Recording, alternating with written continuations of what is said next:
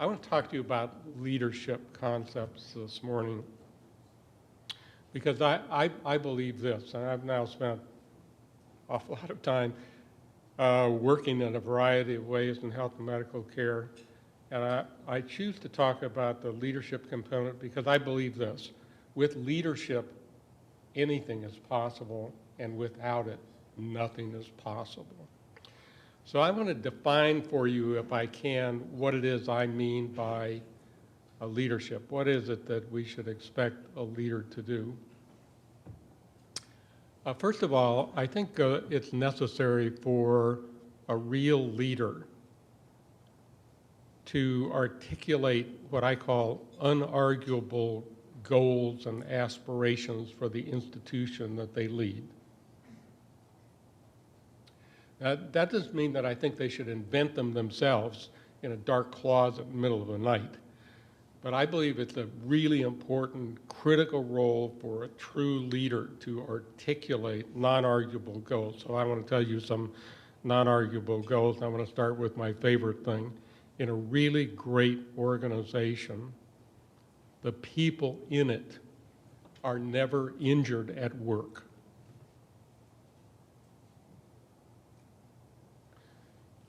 Now, when you head off in that direction, one of the things you'll find I found when I first went to Alcoa, and I said on the first day I was there, people who work for Alcoa should never be hurt at work. There were a whole lot of people in Alcoa who didn't say to my face, but were saying in the hallways or behind me, he doesn't know anything about making aluminum. He doesn't know what it's like to be in a smelter in Alcoa, Tennessee in the summertime, where it's 130 degrees and the humidity is almost 100%, and people get heat prostration and there's nothing you can do about it. He doesn't know or understand or appreciate any of that. And so we're pretty sure after he learns something about the business and we have our first downturn in metal prices, he'll shut up about safety because we're already in the top 1/3 of all organizations in the United States in terms of our safety performance. So I'm here to tell you a leader who articulates non-arguable goals is likely to get some arrows in the back, but it doesn't mean you should stop. It really should renew your commitment to be out there in front, articulating goals. Let me take it into health and medical care and say to you, I believe the same kind of goal is the right goal for hospital-acquired infections. And let me be careful to say it's very difficult to actually get to zero injuries to a workforce or to zero nosocomial infections. But I think it's pretty hard for anyone to sustain an argument that says our goal should be some positive number. Because I did this, you know, when I first came to Knoxville, and I said to people, you know, I've only been here 3 weeks, but I hope the Alcoa TomTom network works as well as most informal communication systems do. And you already know that I've said that Alcoa should be a place around the world, not just in the United States, around the world in 43 countries and 350 plants, that we should be a place where people are never hurt at work. And it can only happen if you will take personal accountability and responsibility for this, for yourself and for your associates, for us to get there. And if some of you, as I've been told by the supervisors, believe that we should not set a zero goal because it's unlikely we can achieve it, I'd like for you to raise your hand if you want to volunteer to be hurt so we can reach the goal. There were no volunteers.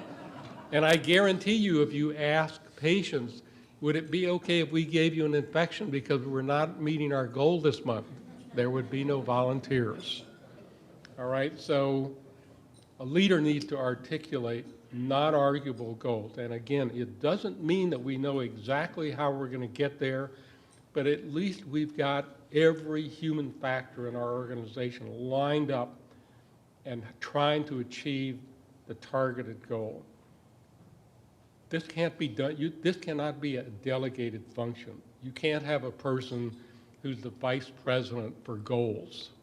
The leader needs to articulate the goals. Other people do not have the power or the position to do that.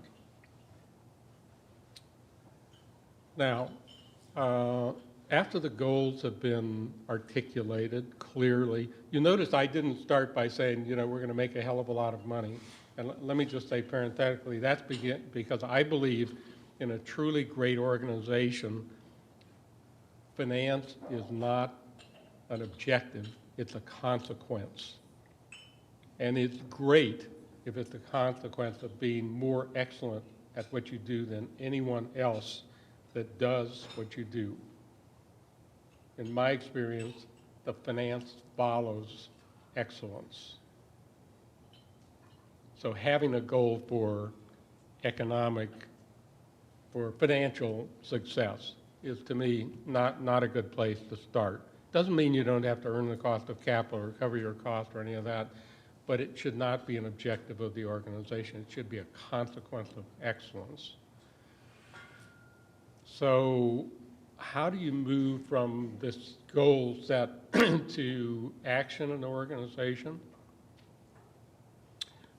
First of all, I think it's incredibly important to reach every person in the organization.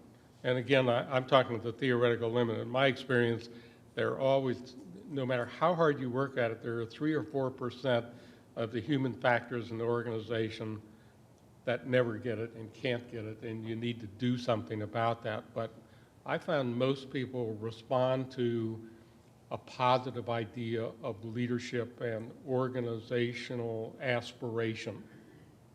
Not many places really respond very well to negative motivation. And so in an organization, I believe, that has the potential for greatness, doesn't guarantee it, but has the potential for greatness, the people in the organization can say every day without any reservation or hesitation a yes to 3 questions. Here are the 3 questions. I'm treated every day with dignity and respect by everyone I encounter, without respect to my gender or my nationality or my race or my educational attainment or my rank or any other discriminating qualifier. Think about that for a minute. So it means when you go into the lobby of your enterprise every morning, the person behind the desk treats every person with the same happy face and welcoming greeting, not related to whether you're a surgeon that brings in 13% of the business or the person who cleans the room. In a truly great organization, there is a seamless sense of everyone here is accorded dignity and respect every day. Now, I have a corollary for you, which I practice at Alcoa. If you're not important, you shouldn't be here. That raises a really difficult, challenging proposition if you think about it, because in an awful lot of organizations, when times are tough, people are laid off, right? Not in a great organization, because at any particular time, the people that are there are necessary or they wouldn't be there.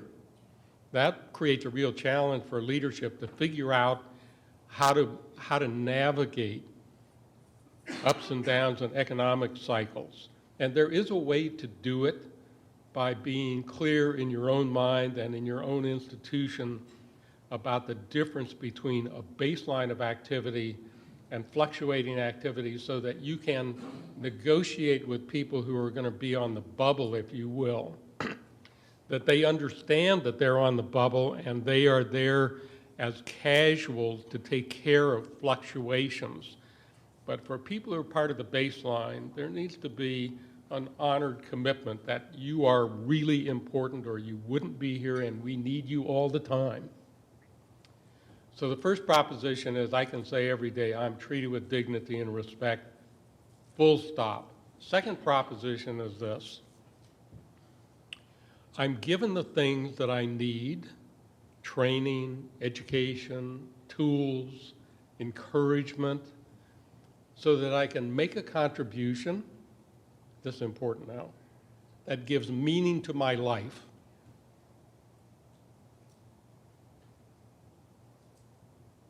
Think about, if your work doesn't give meaning to your life, it's what you spend 8 or 10 or 12 hours a day doing, then where are you going to get meaning in your life? On the golf course or going out to dinner?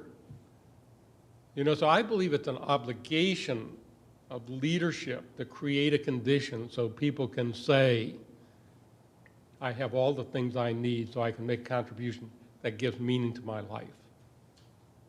Not a lot of places where people can say, this place gives meaning to my life. And the third proposition is pretty simple. It says, every day I can say someone I care about and respect noticed I did it. In a word, it's recognition, regular, meaningful, sincere recognition.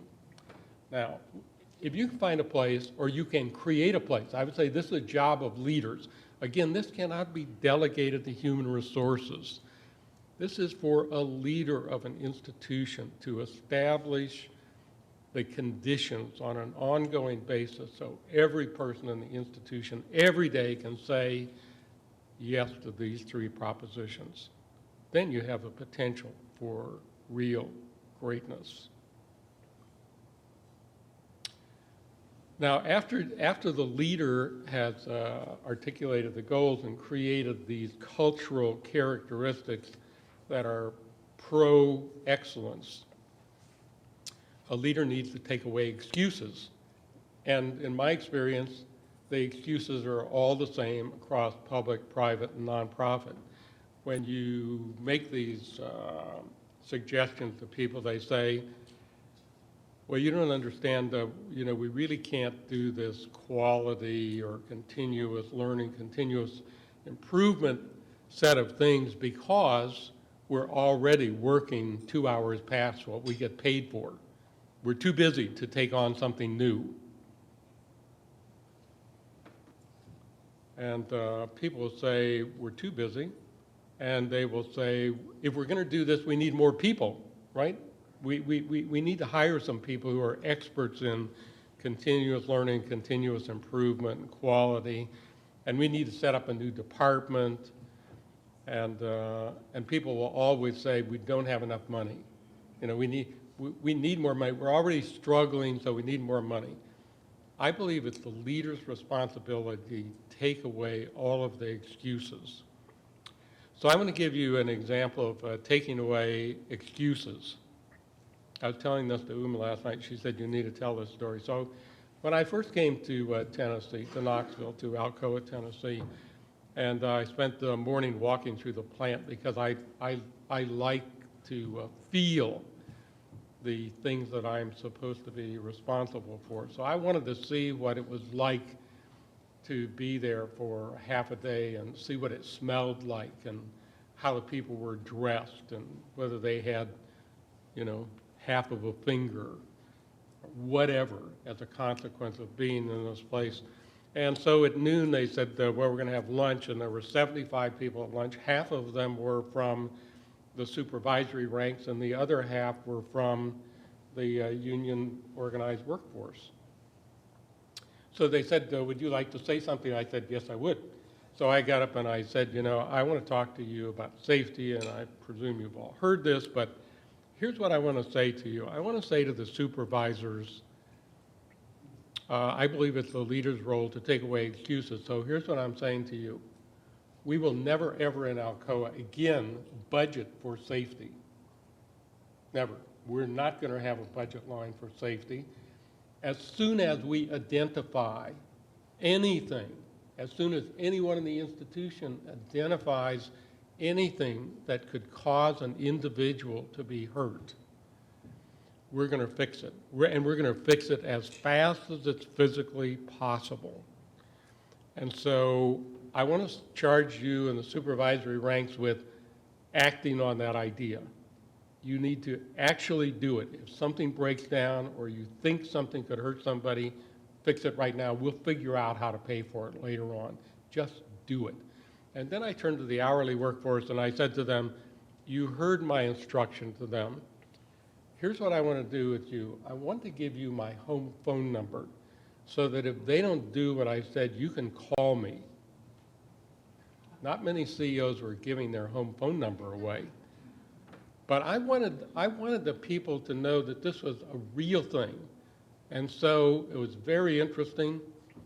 In a few weeks, I got a call late one afternoon from an operating guy from the floor in Alcoa, Tennessee, and he said, you know, well, I'm calling up because you told all of us we should call you if the supervisors are not fixing things. Well, we've had a roller conveyor system down here that's been broken for 3 days or so, and as a consequence, those of us who are in the workforce have to pick up these 900-pound ingots, a bunch of us, and put them on a dolly and take them from one processing step to the next. And we're going to get hurt doing this. Our backs are at risk at a minimum, and if we dropped one of these things on our foot, we'd be permanently disabled. So I want to know, what are you going to do about it? So I said, you know, let me make a few phone calls. So I called the supervisory people and explained to them that they were not doing what I told them was their obligation to the workforce. And you know, I had a couple of phone calls in the first 6 months I was at Alcoa, but fortunately the TomTom network at Alcoa really worked well. And after I had to make a couple of interventions, I didn't have to make any more interventions. You know, so part of what I want to say to you is leadership is not about writings on the wall. It's about acting in a noticeable way on the principles that you establish so that people begin to believe that they are real, that they're not just writing on the wall. I would suggest to you, every organization that I know about that has an annual report says someplace early in the annual report, our human resources are our most important asset, right? So in most places, there's no evidence it's true, it's just a sentiment. So we all say it, yeah, our human resource arm. Is your practice consistent with that? So it's part of the reason that I elected, at the first day I went to Alcoa, to articulate this goal of no one should ever be hurt at work, because it's measurable, right? You can tell whether or not somebody couldn't come to work if they were hurt at work, because they aren't there, right? You can't fudge the numbers. You can fudge numbers about recordable incidents and first aid cases, but it's pretty hard to lie about didn't show up today. That's why I wanted a hard measure that we could look at every day and we could appreciate whether we were making progress or not. So I want to tell you a little bit about how these numbers are done. In 1987, the average number of cases of Americans in the workforce being hurt at work was 5 out of every 100 Americans in 1987 had an incident at work that caused them to miss at least one day of work, 5 out of 100. Alcoa's number was 1.86. And if you want to know what the number is today, go on the internet, type Alcoa. When you get the drop-down menu, go on environment, health, and safety, and it'll tell you 24 hours a day in 43 countries and 350 locations. What the lost workday injury rate is on a running basis anytime you want to look at. Yesterday it was 0.116. Now, why do I tell you that? Because the average lost workday rate in American hospitals is 3.0. And if you're not good at math, that's 26 times worse than Alcoa. That's unforgivable. Because because it's within the capacity of leaders to articulate a zero goal and then to accomplish it. And I'm going to tell you a little bit about how do you accomplish it. Because it's not good enough. Cheerleading won't do it. But this is really relevant to the quest for excellence in health and medical care. But I want to stay for a moment with injuries to the workforce, because the lessons about how to get close to zero in injury rates among the workforce are exactly, precisely the same things that are required to achieve startling excellence in the delivery of health and medical care. So first of all, you have to establish a process that says every incident that happens to one of our employees is going to be recorded within 24 hours, and it's going to be put into cyberspace along with the surrounding circumstances. And where it's possible to do it in 24 hours, the root cause analysis and an indication of a corrective action that's being taken so that this set of circumstances will never again produce this result. Now, I want to tell you a special piece about this. I believe it's really important in our world to keep things personal. And so when I started this Alcoa, I said, not only do I want to identify this case, I want to do it by name. My lawyers didn't like that, because they said, you're going to create a feast for the tort bar to come in here and sue the hell out of us, because we're now going to put in cyberspace for anybody to look at individuals by name, what happened to them, you know, what lawyer could find a better way to produce cases. And I said, you know, I don't think you're right, and I'm going to take the personal responsibility if we do get sued, because it's so important that we not let this be statistical. It needs to be about every person is important, and they're important by name. They're not important as a statistic. So what do you do when you create that? In a world that we live in now with this unbelievable connectivity, if you have an understanding, and everyone in the organization has signed on the wall, I'm responsible for myself, for not being hurt, and for my mates not to be hurt. When the message goes into cyberspace, you can look at it with an expectation that within the next 24 hours, 349 other locations around the world, including in Guinea and Russia and China and India and Brazil and Argentina, 43 countries in all, that the people in those institutions will look at those cases and they will make whatever modifications are indicated, so we don't have to learn this 350 times. That's how you get close to zero, by continuous learning and continuous improvement from everything gone wrong. It really works in an unbelievable way. And I would suggest to you, in health and medical care, it would be great if we could get leaders to sign up for the idea that there is a measurable way of knowing whether or not the people in the organization are truly the most important resource, by being able to tell what kind of an injury rate exists among the people who deliver the care. So that I have to tell you, I'm really skeptical of an organization that doesn't know what its injury rate is, that they're really good at hand hygiene. You know, because if you're not really good at your workers' own safety, it's, there's some, at least for me, there's a doubt that you're really good at the other things that we know are directly related to perfect patient care. And again, I would suggest to you the tools of learning and approach and engagement of the population are exactly the same in every kind of institution. So that when I went to the Treasury, I tell you a little story about Larry Summers, who was my predecessor as Secretary of the Treasury at the end of the Clinton administration. And so when we had our first briefing session where he was going to tell me about what he'd been doing,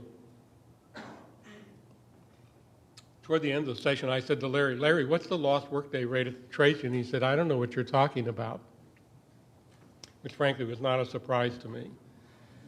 And it took about 3 weeks to actually round up the data, and it turned out that the injury rate at Treasury, you may think, how can anybody get hurt at the Treasury? Well, there are 125,000 people there, and a significant fraction of them work in the Mint.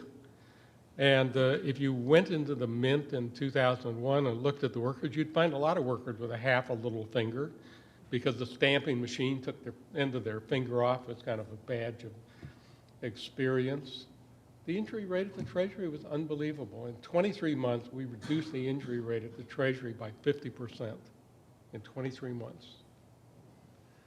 But I want to tell you another story that's related both to Alcoa and the Treasury to demonstrate another important principle to you. I believe that excellence at its best is habitual. And by habitual, I mean it's ingrained and inculcated in all the individuals in the institution so that it's almost automatic.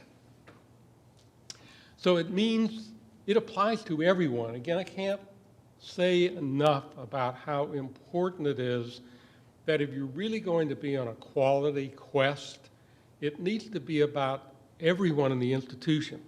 The people in the quality department cannot produce quality in an organization. It doesn't mean they don't have an important responsibility, but they cannot do it. In the same way that infection control committees cannot fix infections, right? They have an important role, but they cannot make it happen for the whole institution.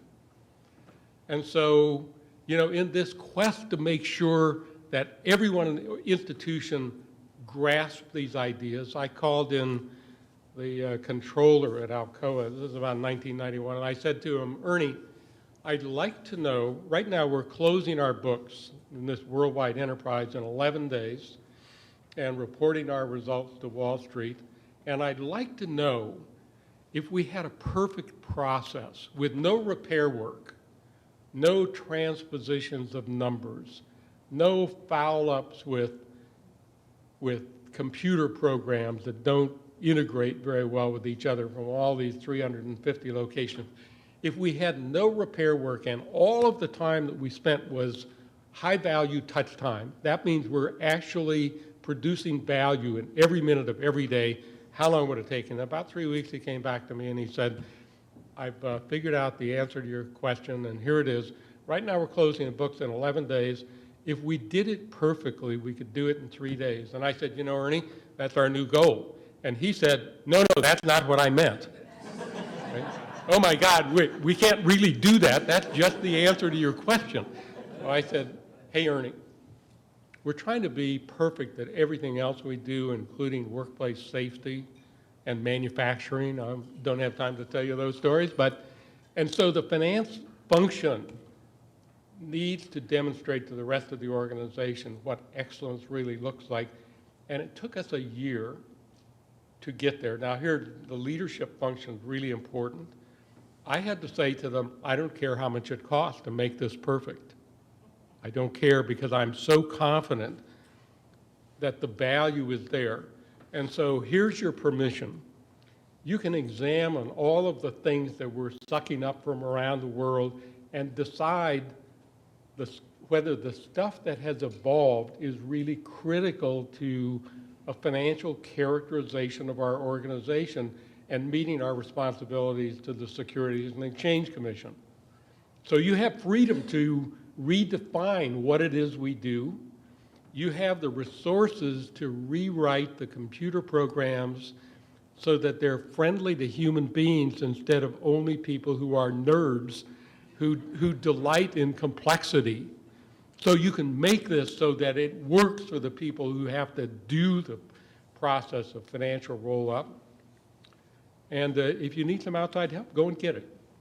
So leader needs to provide a running room for people to work toward the theoretical limit. And in a year, we got to a point where we could close our books in 3 days, full stop.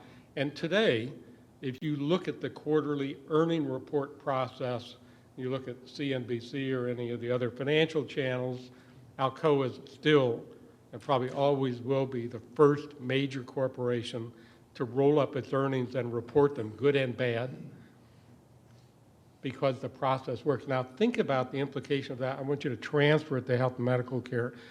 In Alcoa at that time, we had 1,300 people in the finance function.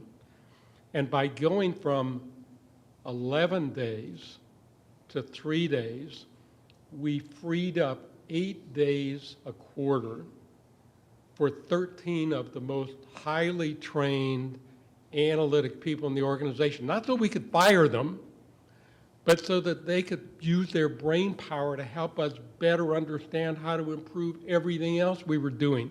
This is not about firing people. It's about creating the opportunity for applying resources in a way that produces ever greater value. So when I went to the Treasury, I said to them, how long does it take us to close our books after the end of the fiscal year on September 30th? And they said, well, we usually get it done by March. And I said, I don't know why you even bother. Who the hell wants to know what the numbers were 5 months after the fact? So I said to them, you know, I know an organization that's more complicated than the Treasury, where they close the books in 3 days, and that should be our goal at the Treasury. We should be at least as good as Alcoa. And so they said, you know, again, the excuse routine, we don't have the money, we're already too busy. And then they hit me with a new one. Government laws and regulations won't permit it, smart guy. So I said, I tell you what, if you can show me a rule or a regulation or a law that prohibits us from doing this, I will go and get it changed. You know, again, it was taking away the excuses. Give it to me. If you tell me there are barriers that need to be rolled away, I will roll over the barriers. There weren't any. You know, it was just an excuse. Nobody had really examined, how the hell can we do this? We will do it. And so in 13 months at the Treasury, we figured out how to close the books in 3 days. If you want to see this story, it's on the Treasury website. You know, they're so proud of it. My name isn't there, but it happened on my watch because I got my controller from Alcoa to come pro bono. We didn't pay him a dime, to come pro bono to coach the people at the Treasury how to do this job. Okay, and again, the reason I tell you this, because I know an awful lot of healthcare institutions that don't close their books in 3 days. But they could if the leadership decided this is a value and a way to demonstrate the organization that every part of our institution is on the same wavelength. And we're all about excellence, and we won't live in silos, and we won't embrace excuses, and we will be excellent at everything that we do. And I would tell you more stories about health and medical care, but I've used up my time, and I hope I have challenged you a little bit, maybe inspired you a little bit about the potential for what you as leaders in health and medical care can do.